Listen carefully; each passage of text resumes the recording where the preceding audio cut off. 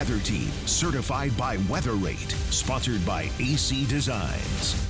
A live look at Tropical Storm Ernesto here this evening, headed towards Barbados, or really just to the north of Barbados and towards the Greater Antilles. It is expected to also then head towards Puerto Rico. So if you do have any friends or family who do live in the Caribbean, or maybe you're just planning on taking a vacation or a cruise down that way anytime soon, they will continue to see impacts up until about Wednesday. Then by Thursday, Friday, and then even into the weekend, Ernesto turns northward, heads out into the open Atlantic. It will head towards Bermuda, but other than that, we will not see any impacts here along the first coast. Besides some heightened waves by primarily Friday will be the peak of them. 4 to 6 feet waves are possible there for your Friday afternoon and evening. So that will really be the worst of the conditions we see from Ernesto. So thankfully, we get a little bit of a break, especially after we endured Debbie all of last week. But at least for tomorrow, looking a little bit drier than we've seen as of late. Still, though, very hot, very humid. Temperatures starting off in the mid to upper 70s, quickly warming into the 80s and low to mid 90s by that lunchtime hour, with most highs for many of us across the first coast in the mid 90s. And then you factor in the humidity on top of that.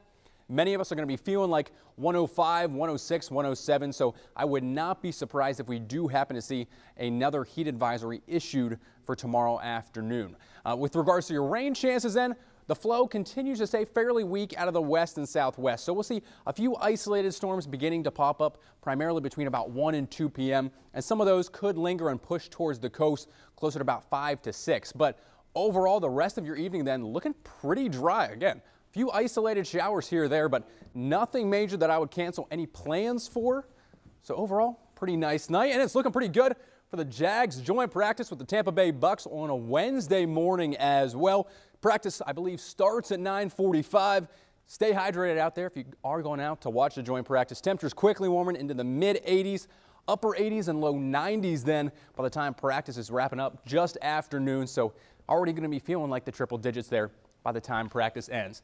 Now for Wednesday afternoon, really a whole lot of the same. Low, potentially mid 90s for your afternoon highs. We will see some storms though as a front makes its way through. We don't typically see too many fronts this time of the year, but we are going to see a stationary front just kind of hanging out just off to our north.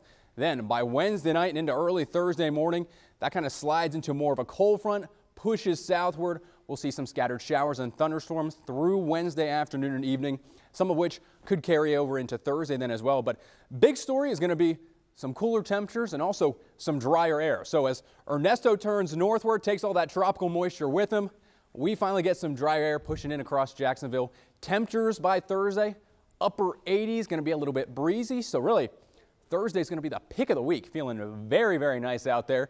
And kind of the same story for Friday as well. Low rain chances there for Friday, only about a 20% chance. And then the heat, the stickies and muggies, they return by Saturday, Sunday. Higher rain chances then by early next week as well.